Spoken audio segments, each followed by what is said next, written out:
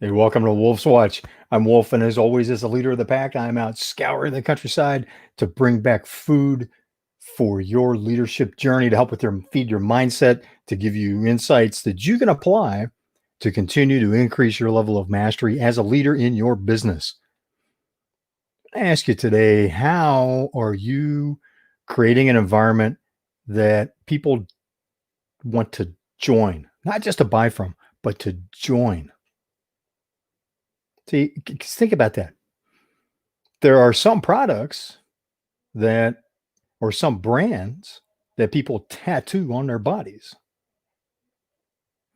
Now, I'm not saying you want people tattooing your company name or your company logo on them, but think about that. Do your customers, do you have a base of customers that have that kind of loyalty, that kind of intense relationship and commitment to you and your company? Or are they simply buying products and services?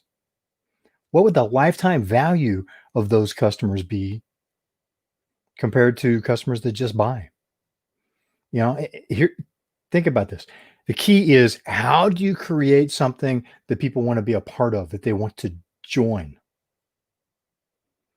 So I have two examples to share with you today on that.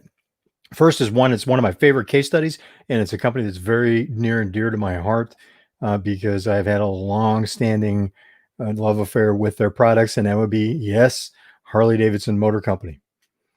In the 1970s, Harley Davidson was on the verge of bankruptcy. They were making motorcycles that did not stand up to the level of quality, reliability, and performance of the competition, even though they had owned the market 10, 20 years before that, for 10 to decades, 2 decades before that. And so how did they change that? Well, the executive team bought the company from AMF, which owned the same company that makes bowling balls. They were making motorcycles too. So it was this big conglomerate manufacturing company that was all about efficiency in production. They didn't really understand the motorcycle. They didn't ride motorcycles. So the executive team, led by the then CEO Von Beals, bought the company and took it private, along with Willie G. Davidson. He was the last member of the founding families that was an active executive in the company. So they took the company private and then listened to their customer base. Willie G was well known amongst customers at motorcycle rallies, at gatherings, at events. Be walking through the crowd, him and his wife, and I saw this personally. Actually, a few years ago, was exhibiting, crewing for a friend that was exhibiting at a big fundraiser for diabetes. It was run by a bunch of avid motorcyclists, and Willie G was there. It was a big event. He's walking slow through the crowd, and his wife is there with him. They were dressed in riding gear because they ride motorcycles. They ride the motorcycles they produce. The whole executive team that bought the company from AMF rode motorcycles. So they learned firsthand what worked, what didn't. They talked to their customer base about what worked, what didn't, and they made improvements. So saw Willie G walking through, people were talking to him and they're taking photos. He's asking questions. His wife's asking questions. His role was styling. I think his formal title was vice president of styling. His whole purpose was to represent the brand as a member of the founding family, and to listen to the marketplace and hear, what do they want? And not all customers, but it brought back information from interaction. And also it built relationships directly with the board of directors by the customer base, because Willie G was out amongst the other riders, led rides on events, went to some of the big motorcycle rallies around the country, like Sturgis, Daytona. Some of the other rallies would be seen riding his motorcycle, and so would some of the other executives. So that helped. That wasn't the key, though, to building a brand that people want to join. The brilliant stroke that really made the company a powerhouse in its market again was the creation of the Harley Owners Group. But think about those initials. It hasn't been for a long time. In the 80s, it was still common for people to refer to a Harley as a hog. They're big motorcycles, physically big. They take up a big visual volume. They weigh a lot. It's a big touring rig, or even the not touring rigs, unless it was a stripped down quote unquote chopper, one of the custom bikes. It was lovingly and affectionately called a hog. And people that didn't like him derisively called him a hog. So it worked on both sides, whether they liked him or not. So they created a Harley Owners Group. When you buy, to this day, when you buy a Harley Davidson motorcycle, you're given a complimentary 1-year membership in the Harley Owners Group.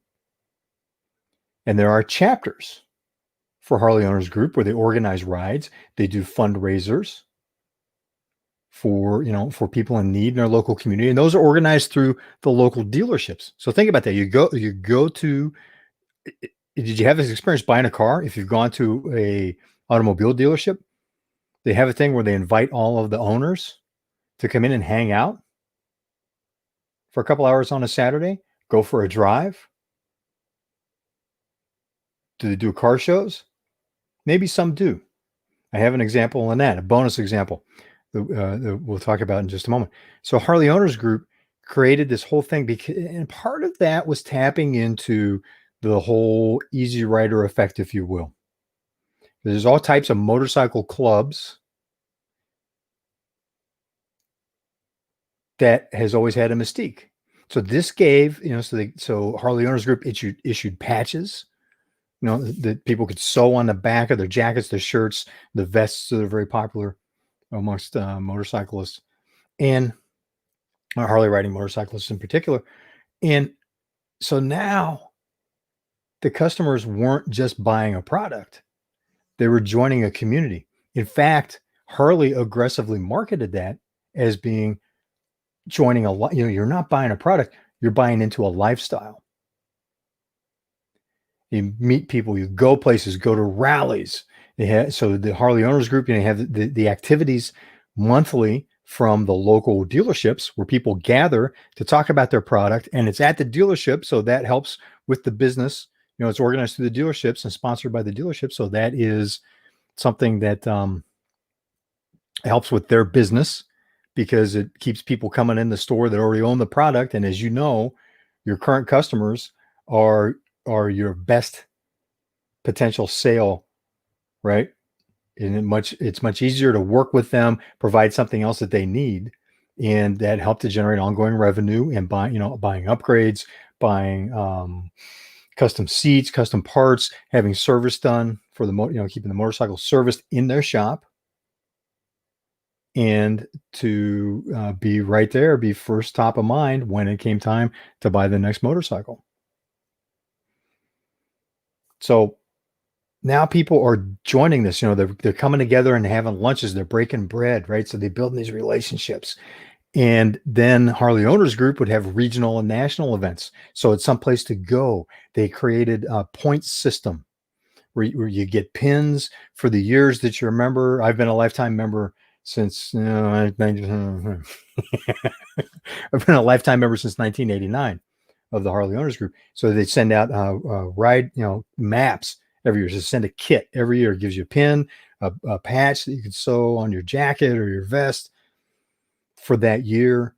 And then there's a monthly magazine that goes out that talks about what other people are doing with the product, that has articles written by people that are, by the staff that runs the Harley Owners Group, that talks about rides, that promotes riding in different parts of the country. So think about that. So now they're tied into this community where it's promoting the use of your product and service here, and shows people the social proof that shows people how much fun other people are having that's in the community that they're now part of in using the products and services offered by the dealers and by the factory. So this created an incredible bond that really was the glue that made it possible for the company to once again become a major powerhouse in its market niche. Now, granted, The factory got their act together on designing a good motorcycle. It performed well. It was reliable. That was becoming an issue, right? In terms of there's a legend, especially in the 70s, or if you ride a couple hundred miles, you have to start tightening stuff down and inspect it for safety because things are starting to vibrate off. It leaked oil all the time. It's just there were all kinds of problems because it was being manufactured by a group that was focused on manufacturing efficiency, not on market connection and not on designing new product for that market. It was a company that was treating treating the product as a cash cow. So it's like, how do we bring the maximum product out of it, and assumed that it was a dying product line? That's one company strategy, not for the company to survive the way that it has, for Harley Davidson to survive the way that it has. So now they have a good product. As you know, a good product, a good service is not sufficient for success in the marketplace. What makes you stand out? What makes you connect better? What is it that draws your potential customers, your potential clients to you? Because you have something different that they can't get somewhere else, something they want, something they need that they can't get somewhere else. So when the motorcycle community, in the touring and motorcycle riding community, a big part of that was having a group to join, to go do stuff with, to have fun, so meeting new people, swapping ideas, showing off, who's got what color paint, what kind of chrome part. So they're looking at who's doing what with each other's motorcycles, learning from that, building relationships with each other, with the dealership, and also enjoying making use of the product, which is the whole reason to buy a motorcycle in the first place, is to enjoy going out and riding. Now, summer investments, we're not talking about that here. We're talking about, for Harley Davidson, how did they survive as a company doing that? And that was what the Harley Owners Group made the difference, because now people were joining. So how can you apply that in your company? Especially during the Great Lockdown. So coming together, it's like physical distancing while socially connecting and gathering through technology and another, in venues in ways that are safe and responsible. So how can you apply that to your business today? What is it that your clients, your customers want? Now, what do they need? What is it that they want, that they value, that would draw them to you in a way that you have something they want to join, not something they want to buy? So if they join, they'll buy. You'll be first in line to buy. Since the 1980s, there are several viable competitors to Harley Davidson, and the market has diffused. They still are a dominant competitor in their niche for large touring motorcycles and for certain types of custom, factory custom looking. There's a certain look and ride feel. So the cruisers, what we call the Boulevard cruisers. Indian is a storied brand from 100 years ago. That was a major competitor for Harley Davidson. Indian and Harley Davidson were two of the only companies out of 130 motorcycle manufacturers to make it into the 60s, even early 70s, but then they fell by the wayside. Now they are back and a very strong competitor. There are other brands that are competing with Harley Davidson in its core, and now Harley Davidson is also looking outside of its core into other areas to see, can they continue to expand their offering, their product line, and leverage the core base that they have while continuing to expand. So without the Harley Owners Group, none of that would have been possible. Other companies have modeled that. So think about that. What is it that you can create to have them want to join you? The bonus example that I wanted to use is Saleen Automotive. It was at a Saleen open house. Now, these are you may have seen Saleen Mustangs, or high performance Mustang. It's aftermarket in conjunction that they create in conjunction with Ford. They have their own supercars that they produce. They have their own race series for the Saleen supercars. They had the Saleen S7, which I believe is no longer in production. It was a $750,000 American-made supercar, first true American supercar of its type.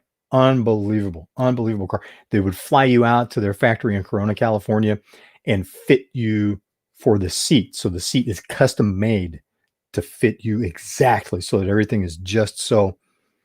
With the cars at that level, there. So it's something as a track car, as a Grand Prix car, essentially, or a Can-Am style, a road racing car that you could drive on the street or take out to the track. So I went to an open house, and they were doing a similar thing. They had something that the owner, the Saleen car owners, wanted to join, because they did an open house. They'd invite them to come out and bring owners that wanted to participate. They could register their car, bring it out. They do a car show. They had different types of awards for different things. They had the race team there. That's where Stealth Wife and I were there together, and we met Martina Kwan, who we'll see in our interview series on Leadership Insights TV. And she and Alice had a great talk. Stealth, that's her name. Her given name is Alice. So met with them, got to talk with Steve Saleen himself, along with several of the people in their staff. Complete access to walk around. Now, there are some controls, there's safety ropes put up so people aren't wandering into machinery or whatnot. But you can walk around their factory, see some of their research and development facilities, go into the corporate offices. So it was like wide open, come on in. It's self-guided tours. And there's some work is being done. They did a drifting demonstration with one of the Saleen Mustangs. Oh, that was, maybe we'll share the video from that with you here in the near future. So it was amazing. And once again, here's this whole thing of people that wanted to join the community, not just buy the product. And it was done in a way that helped people make use of the products and services.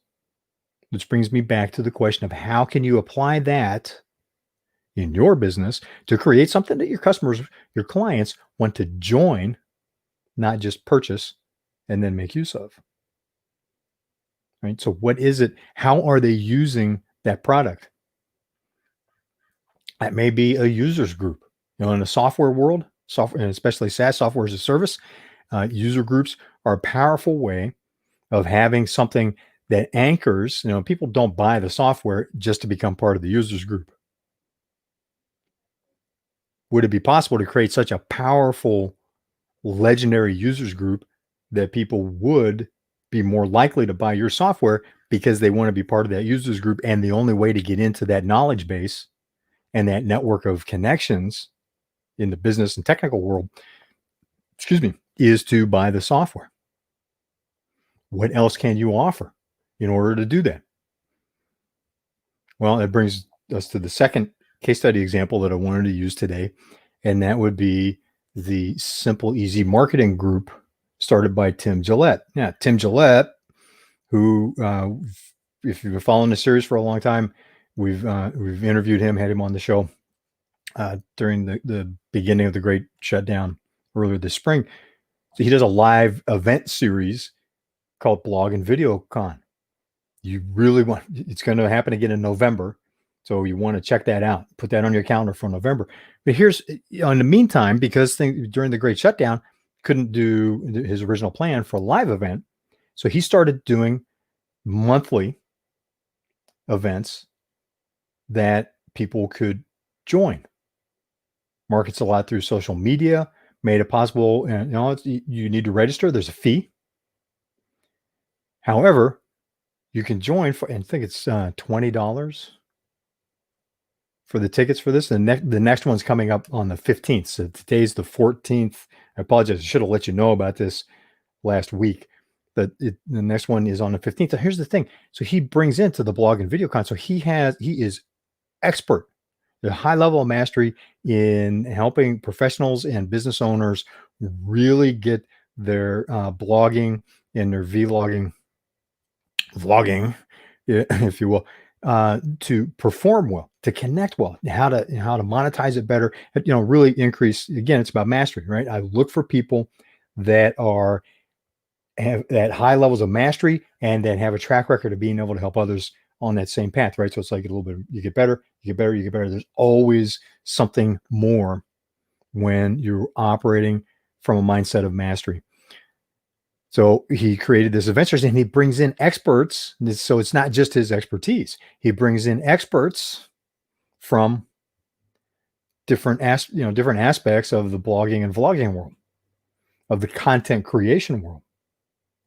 You know, he has for the next event, for example, is somebody that has expertise in press releases and making that work as a marketing and advertising, as part of a marketing and advertising program. People that have they're good at promoting books through podcasts, you know, being able to get access to podcasts and get yourself invited to be a guest at podcasts. There's things like that. So that's not his core service, right? That's not his core service. However, he's broadened that so that his community offers so much more that people want to join.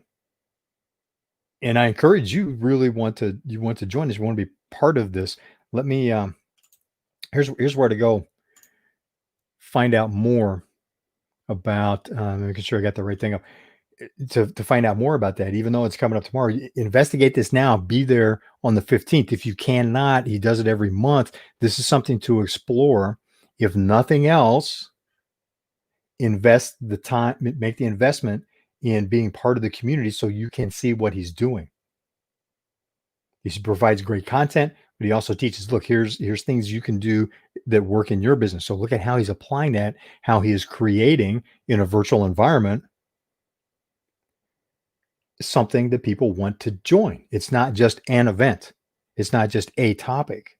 It is a community that is interconnected and that meets once a month. You can do that for your business. And Tim Gillette's one of the masters at teaching you how to do that.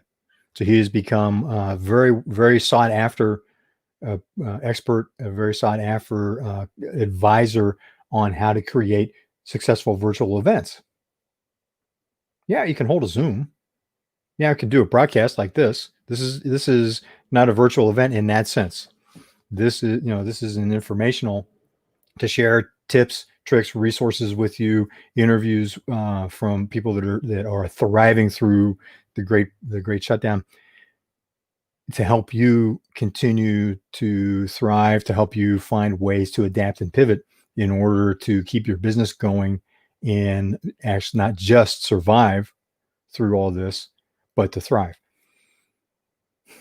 What Tim Gillette has become a sought after advisor is for how to create money-making events as virtual events, because so many businesses rely on, and you should have, if you were not, you should have been using live events as part of your marketing for your business. Either organizing yourself, chewing my words again, organizing them yourself or speaking on other stages.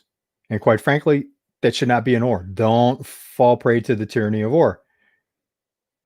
Instead, embrace the loving, expansive and, which just means you should have been doing live events and speaking at other people's live events as part of your marketing. It's a great way to leverage building relationships and also leverage one-to-many sales. So now it's much more dependent on virtual environment, and it's how to make that transition. He's good at that. So go to this address. I'll include it in the comments for you as well. Let's see if I can successfully do that. So here's putting it in the comments as well, so you can grab the link. You can either copy this down or grab the link from the comments on the live stream as you're watching it. So that's an example of what somebody's been doing during the pandemic to leverage the service that he offers. Laurel Collins, how are you? Thank you for joining us. Laurel was one of the speakers at last month's Blog and Video Con that Tim Gillette did as part of his Simple Easy marketing program. Didn't know Hog stood. You're right, Harley Owners Group, Hog, but it was a fun play on the words, right? It's understanding your market, having a sense of humor about your products and services. Great marketing principle. Thank you very much. Laurel, so glad that you're part of the conversation as you're watching this. Laurel is someone that you want to know. She is an incredible leadership expert, development expert, executive development expert. She was the second woman to achieve partner level at Deloitte, if you're familiar with Deloitte and Touche. So that's the level of achievement, professionalism, and she's fun to work with as well. So Laurel, I really appreciate you being here. And we're really just wrapping up with that. It's like, look, see, these are the types of people that you get to meet and connect with by being part of a community. How do you create that kind of community with your business? How do you create something that people want to join because it helps them with achieving what they wanted to achieve when they bought your product or service? The second thing is they want to spend time with the other people that have bought your product and service. So they're learning from them, right?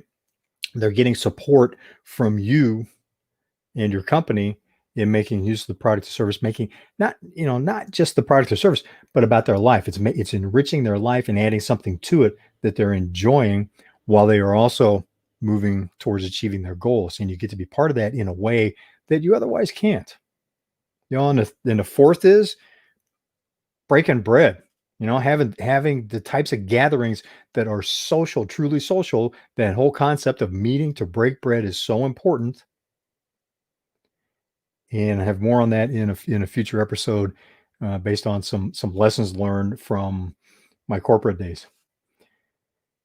So there we have it. I hope you're doing well today. It's about 200 degrees where we're at right now. It's just a hot dog days of summer. It is mid-August and it's hot today. And I'm going to grab a cool drink of water after wrapping up here. Thank you for being part of the conversation. As always, really want to have you be part of our community. If you want more, if you like the insights that you're getting here, if you want more, we do a once a month summary of what we've been doing on Wolf's Watch, also from insights that came out of our TV show, which you only have access to if you're on Roku, if you have Roku or Amazon Fire TV, and some behind the scenes from that as well, things that didn't make it into production. Particularly with the TV shows, a lot of times there's just so much that comes out of the interview. That's a straight interview series. There's so much that comes out of the interviews that we just don't have time to. We have to make this timing decisions, and there's just gold nuggets that are so hard to cut, but we just have to for timing. We share those in the newsletter as well. So go to adventureceo.tv. That's adventureceo.tv, and you can sign up for the month. It's just a once a month email. We don't do anything else. We don't sell anybody's info. I hate that. So I'm certainly not, I don't like it when it's done to me. I'm certainly not going to do it to you. And as always, if you like it, hit the like button. If you're watching this on Facebook, on YouTube, please subscribe to our channel. We appreciate that. And comment, what are you getting from this? What makes sense? What doesn't? Really want to hear from you. This is a conversation. Join the conversation, share in the comments what you're learning. If you've got a counterpoint to something, you think I was all wet, please. I may change my mind. You hear and go, you know what? You got a good point. Or you may help me see an and where I thought there was an or. So be part of the conversation. Thanks for that.